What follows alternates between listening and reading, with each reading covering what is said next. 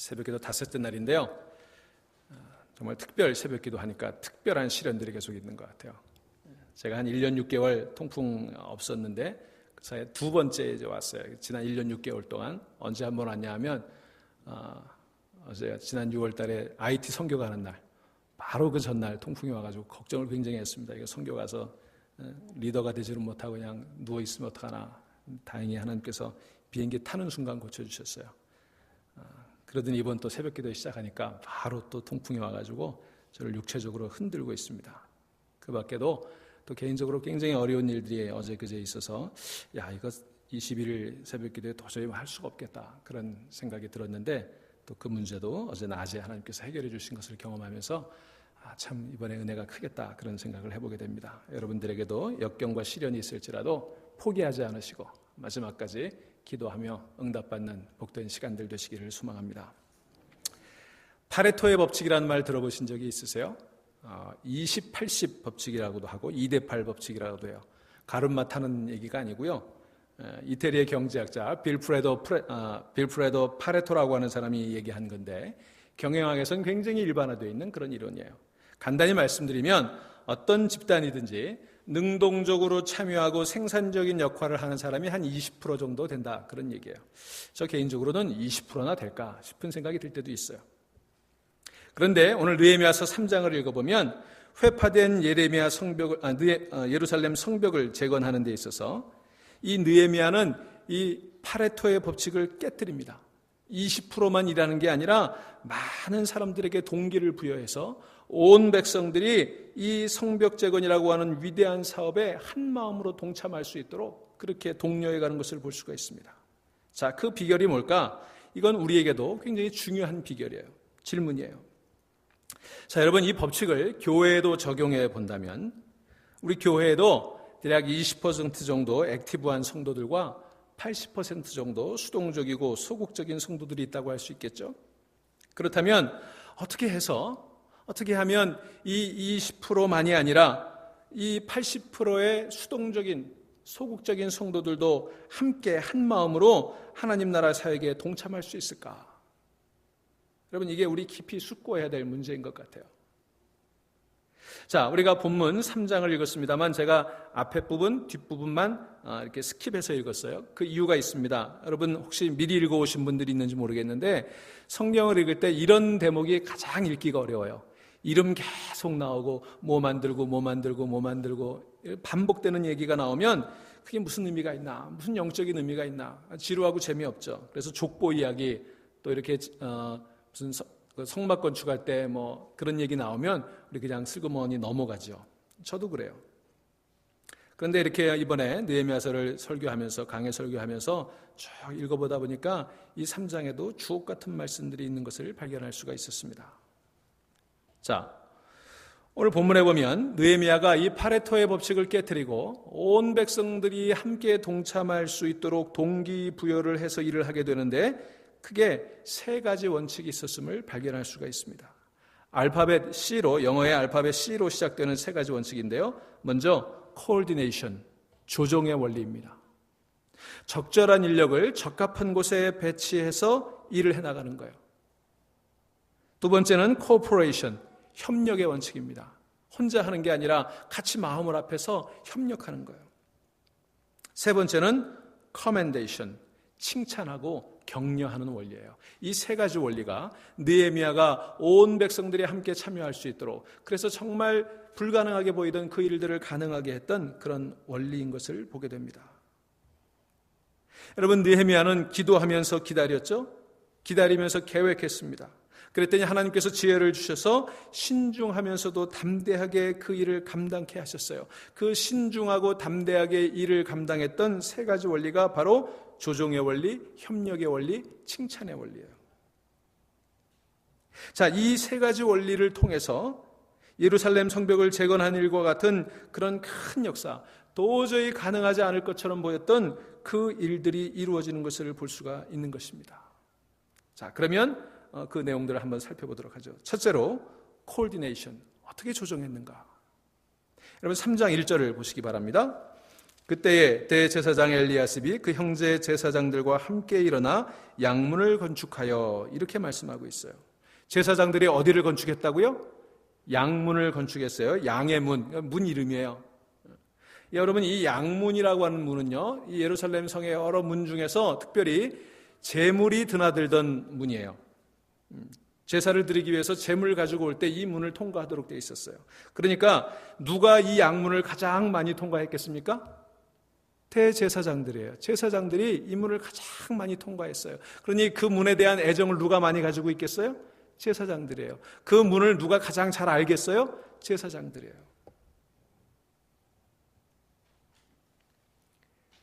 또 23절을 한번 보시기 바랍니다. 23절. 그 다음은 베냐민과 핫술이 자기 집 맞은편 부분을 중수하였고, 그 다음은 하나냐의 손자 마세야의 아들 아사랴가 자기 집에서 가까운 부분을 중수하였고, 이렇게 돼 있어요. 또 28절을 보셔도 마문 위로부터는 제사장들이 각각 자기 집과 마주대한 부분을 중수하였고. 자, 지금 제가 무슨 말씀 드리려고 하는지 아시겠죠? 성벽을 재건하는 일에 저 멀리 떨어진 곳에 일을 시킨 게 아니라 어디에서 일을 했어요? 자기 집 맞은편, 자기 집에서 가까운 곳에 일을 시키고 있다고 하는 것입니다. 그렇게 함으로써 일이 효율적이 되고요, 시간을 절약할 수 있게 되고요, 또 바로 내 집 앞이니까, 나하고 가까운 곳이니까 얼마나 애정을 가지고 일을 했겠어요. 그죠? 사람 마음이 그렇지 않습니까? 이런 것들을 보면 느헤미야가 성벽을 재건하는 일을 하면서 사람들을 적재적소에 가장 효율적으로 최고의 능률을 발휘하며 일할 수 있도록 배치했음을 볼 수가 있어요. 그냥 무대뽀로 열심히만 한다고 되는 게 아니에요. 적절하게 배치하고 조정하는 일이 중요한 겁니다. 여러분, 이것을 교회에도 적용시켜 볼 수 있죠. 여러분, 모든 그리스도인은요, 하나님께서 주신 은사가 있는 줄로 믿으시기 바랍니다. 한 사람도 예외 없이 은사를 주셨어요. 여러분의 은사는 무엇입니까? 아직 발견하지 못하신 분이 있다면 여러분 반드시 주셨다고 믿으시기 바랍니다. 그 은사대로 사역해야 돼요. 그래서 교회는 성도들이 받은 은사대로 일할 수 있도록 적절하게 배치해야 되는 거예요. 은사대로 일할 때 교회의 사역이 힘을 얻게 되는 거예요. 바로 느헤미야는 이 코디네이션의 원리를 잘 활용한 사람이었습니다. 둘째는 코퍼레이션, 협력이 잘 이루어졌다고 하는 것입니다. 누가 그런 얘기를 하더군요. 일본 사람들은 밀가루와 같고 한국 사람들은 모래와 같다. 밀가루는 물만 부으면 이게 반죽이 돼가지고 단단해지죠. 근데 모래는 물을 부으면 그냥 무너져 버리는 거예요. 여러분, 이민사회도 이게 참 문제입니다. 교회에서도요, 제일 어려운 게 뭐냐? 이 협력이에요. 일치되는 거예요. 여러분, 특별히 사단이 이 한국교회의 유니티, 일치, 하나됨을 깨트리려고 얼마나 애를 쓰는지 몰라요. 실제로 많은 이민교회들에 있어서 이 유니티, 하나됨이 깨져 있는 것을 볼 수가 있습니다. 여러분, 이 유니티가 깨져 있으면요, 절대로 복음 전도를 할 수가 없어요. 왜냐하면 성부, 성자, 성령, 이 삼위일체 하나됨의 그 원리를 우리가 전할 수 없기 때문에 그래요. 그 삼위일체 하나님의 유니티를 증거할 길이 없어요. 교회가 하나 되지 못하면. 여러분, 정말 교회의 일치, 유니티를 지키는 것보다 중요한 것이 없다는 것을 마음속에 새기시기를 바랍니다. 하나됨을 위해 애쓰시기를 바랍니다. 자, 오늘 본문을 쭉 읽어보면 예루살렘 성벽이 모두 44개 구역으로 나눠져서 건축이 이루어졌어요. 한 곳에서부터 쭉 돌아가면서 한 게 아니라 44개 구역이 동시다발적으로 공사가 진행이 되고 있는 것을 볼 수가 있습니다.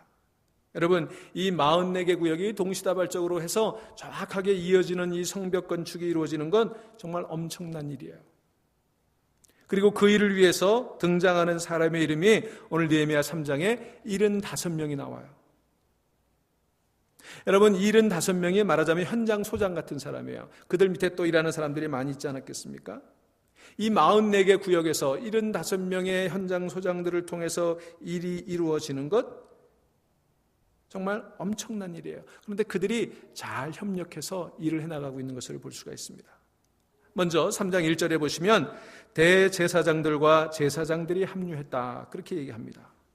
여러분, 제사장들은요, 경전을 만지고 재물을 만지는 사람들이지 삽과 곡괭이를 만지는 사람들이 아니었잖아요. 그럼에도 불구하고 이 특별한 일을 하는 데 있어서 제사장들도 다 삽과 곡괭이를 들고 그 일에 동참했다고 하는 것입니다. 흥미로운 것은 그 뒤에 8절 말씀을 보실까요? 8절 말씀, 그 다음은 금장색 할헤아의 아들 우시엘 등이 중수하였고 그 다음은 향품 장사 하나냐 등이 중수하되 그들이 예루살렘의 넓은 성벽까지 하였고 그랬습니다. 여기 보면 직업이 나와요. 여기 전체의 3장에 보면 적어도 15개 이상의 직업이 등장하는 것을 볼 수가 있습니다. 여러분, 그 중에 금장색, 이건 뭐 하는 사람이냐면 금을 세공하는 사람이에요. 손이 아주 예민해요. 손 가지고 일하는 사람이에요. 손을 각별히 아껴야 되는 사람이죠. 이 음악하는 사람들, 피아노 치는 사람들에게 얘기를 들어보면 절대로 이 피아노 치는 사람들은 테니스를 치지 않는다고 합니다. 이게 손 근육 손상되면 연주를 할 수가 없기 때문에. 그런데 이 금장색들이 손이 아주 예민하고 손을 다치면 안 되는 사람들이 삽과 곡괭이를 들고 일을 하기 시작했어요. 또 여기 향품 장사가 그랬는데 향수, 향료를 파는 사람들이에요. 그들이 땀을 흘려 몸에 땀 냄새가 나면 장사 다 망하는 거예요. 그런데 그들도 함께 동참한 것입니다. 그러니까 성벽을 재건하는 일에 자기의 이익과 입장을 뛰어넘어서 공동체의 목적을 위해 다 협력한 것을 우리가 볼 수 있습니다. 여러분, 또 9절 말씀 보세요. 그 다음은 예루살렘 지방의 절반을 다스리는 후루의 아들 르바야가 중수하였고 12절, 그 다음은 예루살렘 지방 절반을 다스리는 할로에스의 아들 살룸과 그의 딸들이 중수하였고 이렇게 얘기하고 있어요. 보세요. 대단한 권력자들도 이 일에 동참하고 있어요. 뿐만 아니라 그들의 아들, 나아가서 딸들까지 동참하고 있는 것을 볼 수가 있습니다. 노동하는 일에 권력자들도 그들의 아들과 딸들까지도 하나 되고 있다는 것을 우리가 볼 수 있어요. 여러분, 이렇게 코퍼레이션, 모든 사람이 함께 일한 거예요. 여러분, 특별히 오늘 이 느헤미야 3장을 보시면요, 가장 많이 등장하는 단어가 뭔지 아시겠어요? 혹시 우리 조금 짧은 구절이지만 읽으면서 깨달으셨어요? 뭐예요? 가장 많이 나오는 단어. 그 다음에라는 단어예요. 그 다음에. 여러분, 이 전체 32절인데 그 32절 가운데 22개의 구절에서 29번이나 그 다음에 next to him, next them 이 단어가 나오는 것을 볼 수가 있습니다. 이거는 단순히 순서를 얘기하는 건 아니에요. 이 next라고 된 단어는 우리말로는 다음이라고 되어 있지만 또 무슨 뜻이 있어요? 옆에라는 뜻이 있죠. 옆에. 무슨 얘기예요? 내 옆에, 내 오른쪽에, 내 왼쪽에 함께 일하는 사람들이 있었다는 거예요. 즉 그들은 자기가 서야 할 위치에 서서 그 일을 하고 또 다른 사람이 그 옆에서 마땅히 자기가 서야 될 자리에서 그 일을 하고 이렇게 next to me, next to him, next to them 그 옆에 제 자리를 지키며 협력하는 사람들의 손에 의해서 불가능한 것처럼 보였던 예루살렘 성벽이 차근차근 세워져 갔던 것입니다. 여러분, 이게 의미 있지 않아 보이십니까? 여러분, 교회를 건축하는 일에도 마찬가지입니다. 건물을 건축하는 일뿐만 아니라 이 교회의 사역을 세워나가는 데 있어서도 남녀노소 할 것 없이 벽돌 하나를 쌓는 일, 우리 자녀들까지도 함께 참여하고 모든 사람들의 기도가 거기 들어갈 때 그것이 비로소 의미와 가치를 가지게 되는 거예요. 그래서 오늘 이렇게 새벽 기도하니까 우리 세순이 윤순이도 나와서 다 기도를 보태잖아요. 여러분, 이게 아름다운 교회의 모습인 줄로 믿으시기를 바랍니다. 그렇게 보니까 오늘 본문 정말 간과하기 쉬운 내용인데 곳곳에 엄청난 영적인 진리를 담고 있는 것을 볼 수 있어요. 자, 5절 말씀 보실까요? 5절에 이렇게 되어 있습니다. 그 다음은 드고아 사람들이 중수하였으나, 또 6절, 옛문은 바세아의 아들 요야다와 부소디아의 아들 무술람이 중수하여, 그렇게 되어 있고 7절에는 그 다음은 기브온 사람 물야다와 메로노 사람 야돈이 강서쪽 총동의 관할에 속한 기브온 사람 및 미스바 사람들과 더불어 중수하였고. 자, 여기 보시면 드고아 사람들이 언급되고 있어요. 이 드고아는 예루살렘 남쪽에 멀리 떨어진 곳입니다. 거기 사는 사람들도 동참했어요. 또 기브온 사람, 메르노 사람, 미스바 사람들은요, 행정구역으로 치면 예루살렘 사람들이 아니에요. 연관이 없는 사람들이에요. 그런데 그 사람들까지도 이 일은 우리와 상관이 없어, 내 일이 아니야, 예루살렘 성은 나하고 상관이 없어, 그렇게 얘기하지 않았다고 하는 것입니다. 오히려 이 일은 하나님의 일이야, 우리가 함께 참여해야 돼, 그렇게 생각했던 거예요. 그래서 함께 다 동참한 거예요. 여러분, 남일로 생각하지 마시기를 바랍니다. 내 일이에요, 하나님의 일이에요. 함께 참여할 때 놀라운 역사가 일어나게 될 줄로 믿습니다. 자, 이렇게 여러 계층, 여러 부류의 사람들이 함께 동참했는데 딱 한 부류가 동참하지 않았어요. 여기 5절 보세요. 그 다음은 드고아 사람들이 중수하였으나 그 귀족들은 그들의 주인들의 공사를 분담하지 아니하였으며. 자, 드고아 사람들이 참여했어요. 평민들은 다 참여했어요. 심지어 27절에 보시면 그 다음은 드고아 사람이 한 부분을 중수하여, 보니까 이 5절과 27절 두 절에 걸쳐서, 그러니까 드고아 사람들은 두 군데 일을 맡아서 했던 거예요. 그렇게 열심히 했던 거예요. 그런데 그 귀족들은 이 일에 동참하지 않았다는 것입니다. 딱 이 드고아의 귀족들만 빠졌어요. 여러분, 혹시 요즘 노블리스 오블리제라는 말을 들어보셨어요? 옛날에는 이 말 저는 사용하지 않았는데 요즘 이 말을 많이 사용하는 것 같아요. 요즘 한국 사회에 특별히 이 문제가 이슈가 되고 있는데요. 이 말은 프랑스어예요. 사회적으로 귀족이나 상류층에 속한 사람들이 더 많은 사회적인 책임을 감당한다라는 의미예요. 여러분, 이런 역할들이 필요해요. 전 세계적으로 빈부격차가 더 심해지고 계층 간의 갈등이 더 커져가는 이 시대에 바로 이 노블리스 오블리제와 같은 지도층들이 자발적으로 참여하고 책임있게 헌신하는 그런 일들이 필요하다고 하는 것입니다. 여러분들이 혹시 교회에서도 더 책임이 많은 사람들이라면 더 앞장서서 이 노블리스 오블리제를 실현할 수 있기를 주의 이름으로 축원드립니다. 자, 제가 이렇게 몇 군데 대충 말씀을 드렸습니다만 이 예루살렘 성벽을 재건하는 일에 사람들이 엄청난 하나됨, 일치, 유니티를 이루었던 것을 볼 수가 있습니다.